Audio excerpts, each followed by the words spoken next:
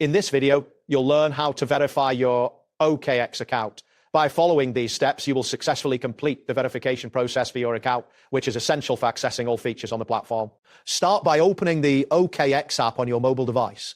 If you are not already logged in, enter your credentials to access your account. Ensure that you have a stable internet connection, as this will help speed up the login process and prevent any interruptions. Once you are logged in, locate the profile icon on your screen. This icon is typically found in the top left or top right corner of the app. Tap on this icon to open your profile settings.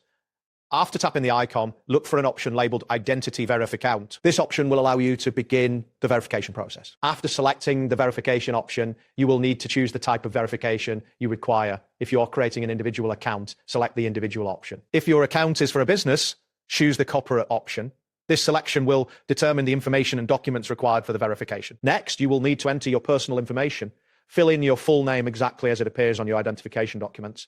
Then, provide your date of birth and select your country of residence. It is crucial that this information is accurate, as discrepancies may delay the verification process. Now, proceed to upload the necessary documents.